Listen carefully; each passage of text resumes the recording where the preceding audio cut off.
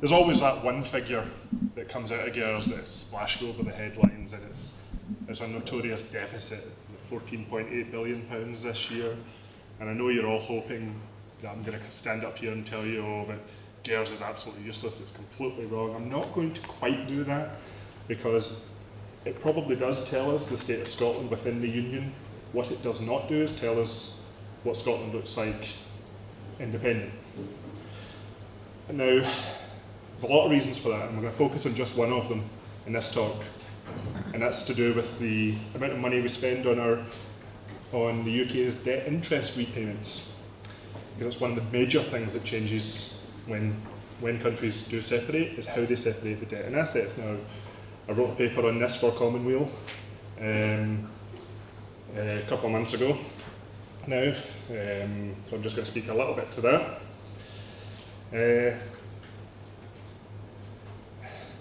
Last time in the debate, we didn't really talk about this. We had a little bit. We had Yes saying, we're going to take our share of assets and debts. We had No saying, well, you're not getting any of the assets, but you're getting all the debts. And then in that last debate, just before the vote, you had Alex Salmond saying, well, if we don't get the assets, well, we're not taking the debts. But we didn't really go any further than that. So I'd like to just talk a bit more of the historical precedents, how countries actually separate. So if we actually look at what has actually happened in the last 30 odd years when countries have separated, you've got the examples of the USSR, Yugoslavia, Czechoslovakia. Quebec, while it didn't go independent, they talked about it a lot, they talked about it in far more detail than we did. None of these examples are exact parallels, but you can take lessons from them, you can take lessons in how not to do it from them. One of the big things is that when countries separate, sometimes the former country dissolves entirely. Czechoslovakia no longer exists in any legal form. The Czech Republic and the Republic of Slovakia were two entirely new entities. It's not always the case. Sometimes one of the new states claims continuing or successor status. Russia did this with the USSR. Go over. It wanted to do this because Russia wanted to keep the USSR seat on the permanent seat on the UN Security Council. The UK has already stated that it expects to do the same, so it will want to claim successor status to the UK if we go independent. The price of this is that the UK will claim all, or the remainder of the UK will claim all of the UK's debts. Scotland owes nothing, it will default on nothing. Now we go into the discussion of what do we want to do with that. Quick digression though. We always hear this sort of fear that, oh, Scotland goes independent, our credit rating will drop and our bond yields will shoot through the roof. If you actually look at what happens, look at the credit ratings of countries around the world, there's a big spread in bond yields they pay. Some of them are negative. You can buy a negative bond yield in Germany. You can pay the German government for the privilege of taking your money. There's quite a lot of these. I think it's $1.6 trillion worth of government bonds around the world that are now in negative interest. Huge amount. We're not really sure what we want to do with this yet. The main take home is there's not that much difference in the bond yields that countries pay and our credit rating until we go below junk status, and Scotland will not be a junk status country. Standard & Poor's have said this, they would consider us an investment grade economy. So we can now look at the different models of how we do deal with the debts and assets. The simple one, a subtractive model, this is close to the one we used, or we talked about in 2014. We take our population share of the UK's debts, we expect a population share of the assets, however we want to denominate them. But UK might say, well, you're not getting this, you're not getting that, so we just subtract the value of them from the debt we take. That's fine. You don't give us the assets, we don't take the debt. What we then do is, instead of having this massive great amount of money owed to Westminster, we say, right, fine, we'll issue our own Scottish bonds, borrow our own money on our own terms, we'll just pay them off. That's the monkey off our back. We do this under our own credit rating, under our own bond yields. I've seen some estimates for that we would get some savings for that. And basically we save £800 million a year, just by going independent and using this simple model. But we can go further than that. Instead of a subtractive model, let's say, right, we're not getting the assets, we're not getting the debts, right? We start off with nothing. Start off with no assets, no debts. But there are some things that we do want from the UK. So we work out, what do we want? Some military equipment, some money to finance our central bank, our own independent currency, some money to set up embassies and whatnot.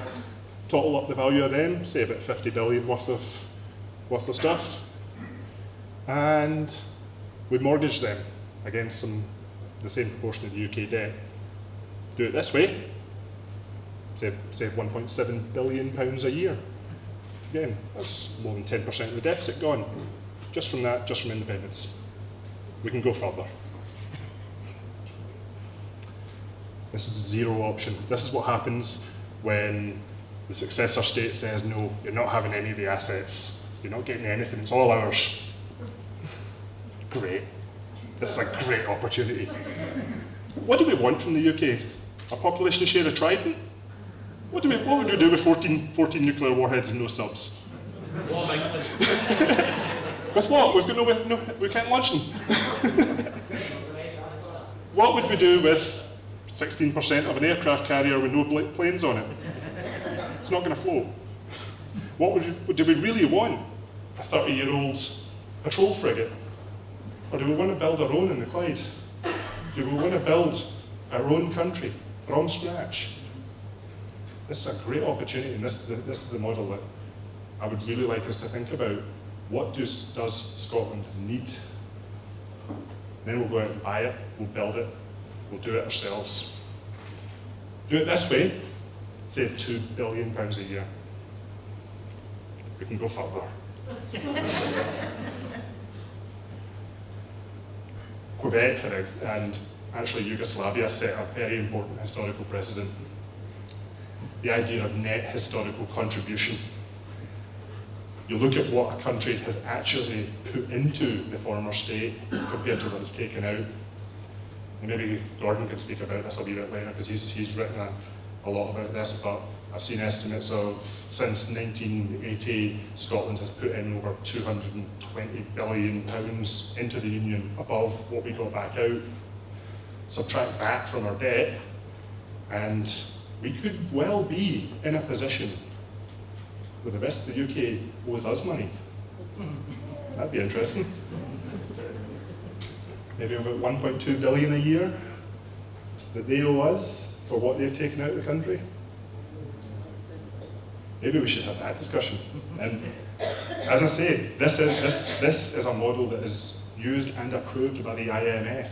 So this is a solid, international standard of how countries can separate. Well worth considering. So that's just one aspect of how we can reduce the deficit. It's just one aspect of what an independent Scotland means for our economy. What could we do by saving £2 billion a year? That would double the capital budget of Scotland. Massive opportunity for investment there. Or it would just reduce our deficit to more sustainable levels. It's not just the only thing we can save on. I've got another paper coming out. It's slightly frustrating because it's coming out possibly in the next week or so. And we went through GERS, and we went through all of the lines on it. We went through all of the savings on debt interest, on military, on the civil service, on foreign affairs, on pensions. And I think you'll like the results. I won't say too much. I really want to give you the exclusive here. But I don't want to speak too much to that. You'll like it. Keep an eye on the Common Space Common Rule website, allofusfirst.org, and you'll see it there when it comes out. This is all part of a bigger project that we've called the White Paper Project. You've already seen that we remember in 2014 the Scotland Future White Paper, and it did cover what it could cover in the time that it had with the resources it had, but we've had time since then, as you've just seen, to look at these issues in far greater detail. We've produced papers in currency, we've produced them in debt, we've got ones coming out in deficit, we've produced a plan for a national investment bank, we've got papers coming out on defence, on customs and excise, on a citizen's income, loads of stuff coming out over the next couple of months. It's all getting wrapped up together into a big single white paper that we're going to be launching in the middle of January. I'm going to put out a wee plea. If anyone has a particular expertise in any of these aspects and they want to come up and talk to us and get involved, please do. I'll be here at the end. Come give me your email address. If you're not, but you really want to see this work go faster and be even better, and you want to help us, allofusfirst.org/donate. We will take any contributions that you're willing to offer. We think this is important work, and we hope you do too. Thank you.